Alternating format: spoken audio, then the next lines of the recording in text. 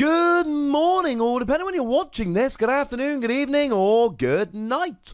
My name's Ross, and as always told out of Voice Radio, so today we need to take a look at Torkoal V. Yeah, I know, right? Torkoal's getting a chase card. I really like how in the first set of Sword and Shield over in Japan, and over here come February, they're giving us chase cards of Pokemon like Torkoal that we got down Mise the other day, that we wouldn't expect. When you think about the obvious candidate to get, well, what used to be GXs and are now Pokemon V, they're really mixing it up a bit and giving some newer Pokemon and some less loved Pokemon, so good work, Pokemon. So Torkoal V, then, our translation comes from me using Google Translate, but I have checked with the lovely Joe over at Cerebi.net, and I will make sure to check with the lovely David Hockman before this actually goes live. So, with all of that borne in mind, let's start off having a little bit of a look at the basics. So Torkoal then comes in rocking a fairly beefy 210 HP. It's not quite as high as the bigger ones like Regirock, but it's only 10 less than the biggest we've seen, so I'm alright with that. We love the retreat cost of 4 though. If you're going to have a high retreat, let's go retreat cost of 4. Now we've got Pokemaniac to search it out. We've got buff padding to give it a little bit of extra beef, an extra 40 HP, putting it up to 250. This is good. Weakness to water, it's alright. There are a few water decks around like Quagsire, and maybe water will come to the front again, and maybe it will. We'll see as we go for some more Sword and Shield cards. At the moment, it's not a bad weakness, but we'll have to wait till the Sword and Shield meta really comes around. And being a fire Pokemon is awesome.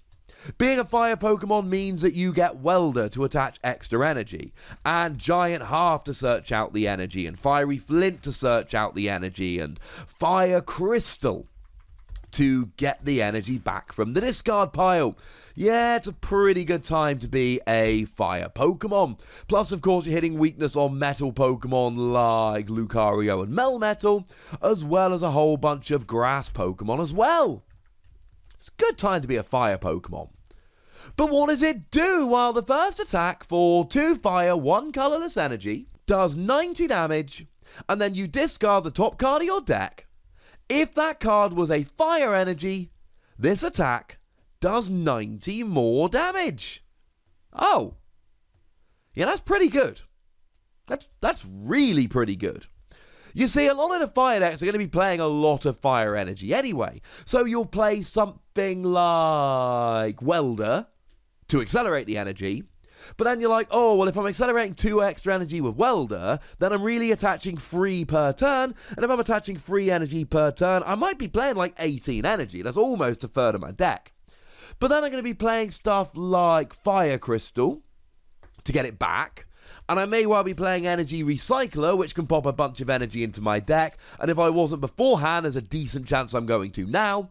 It'll put 5 basic energy back into your deck, massively improve the odds of you actually being able to hit this.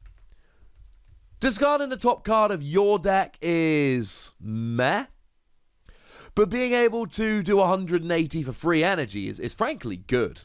I mean, Ho-Oh GX was a good Pokemon for quite a while, and Ho-Oh GX came along doing 180 for 4 energy. Now, admittedly, this was in the days when we still had Kiawe, which could easily accelerate 4 energy, but now we got free energy, and we've got Welder in your attachment for the turn, so... And the other thing was, Kiawe does literally end your turn. This does not. Frankly, ladies and gentlemen, there is a lot to like about this attack. As for the damage, 180... Look, if you're against non-GXs, you're doing fine. The only Stage 2 non-GX we've ever seen with more than 180 is that new Rillaboom that has 190 and also has a weakness to fire, so you're fine. The only non-GXs you won't be KOing here are Wailord and Wailord. Okay, so you're pretty good in that regard. When you get to GXs, beyond basic, no, you're out of luck. Basics, it depends. You've got some Pokemon out there like Keldeo, nice and easy. Blacephalon, nice and easy. Ultra Necrozma, now we've hit a bit of a roadblock. Most basic GXs will go down, but some will be able to escape. Similarly, when we look at Pokemon V, there are some weaker ones that sit there with 180 HP. Something like Indeedee V comes in at 180. We can actually look at Morpeko that comes in at 170. But then there's plenty that are above that. Look at something like Snorlax V coming in at 220. Not only are you not getting a KO, but you're not even particularly close.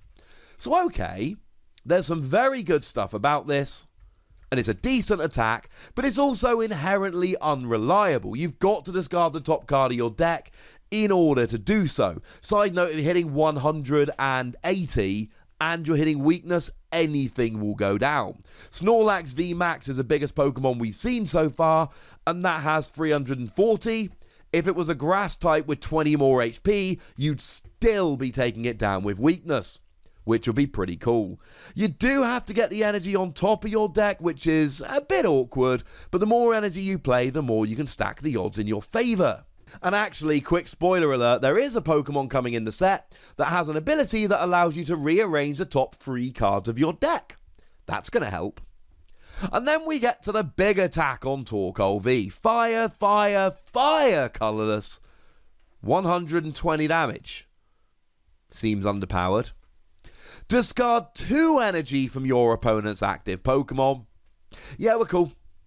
This is a really nice attack. Now, the 120 for 4 energy is underpowered. There's no way around it. 4 energy, 120 ain't good enough in 2019 or 2020 by the time this comes out.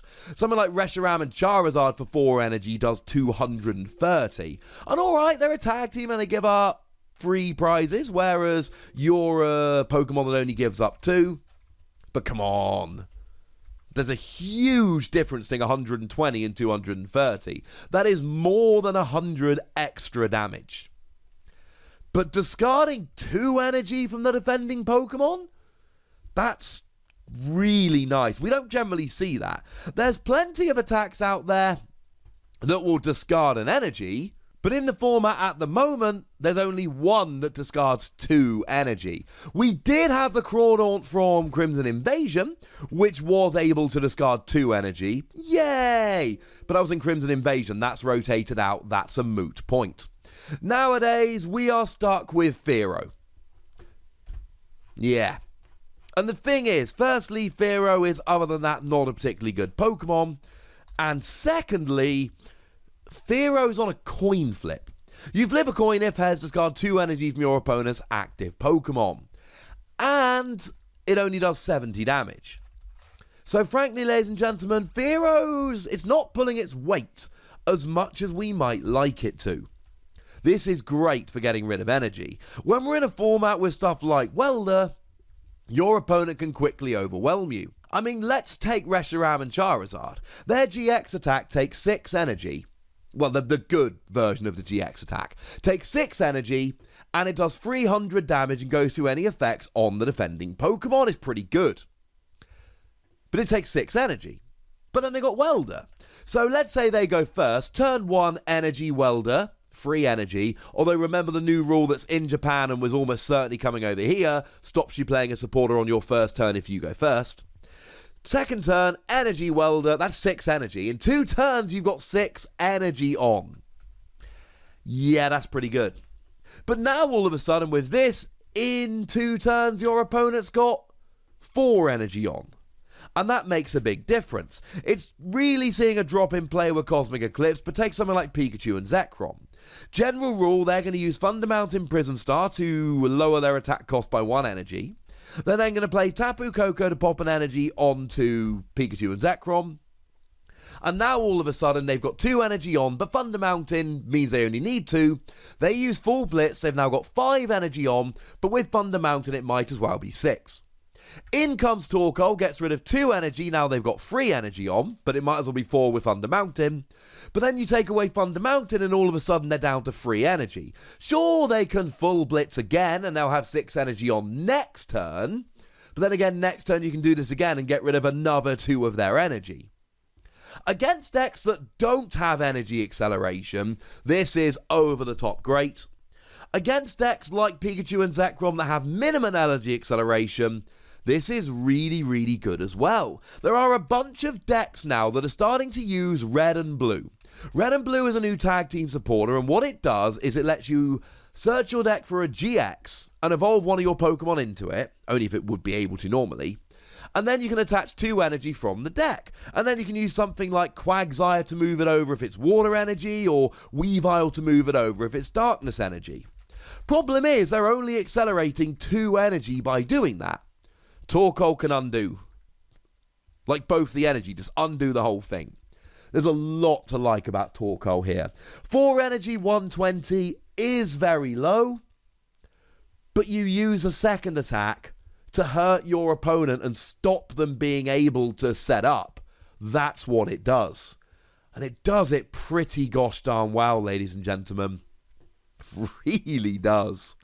So let's go ahead and give it between 3 and 4 Wassies. We don't give half Wassies, that would be barbaric. Far from a bad Pokemon, but let's just say it is a Pokemon where it's not always going to be great. The first attack you need to make sure there's a fire on top of your deck. The second attack is great, but if they've got too much energy acceleration or they've just got single energy attackers, it won't have that same level of impact. But there's still a lot to like about this. But I'd like to know how you feel about it, so let me know in the comment section. Go nuts, be nice. And then make sure you like this video, subscribe to this channel, follow me on Twitter at TheWassie, and Twitch for some live action at twitch.tv/PTCGRadio.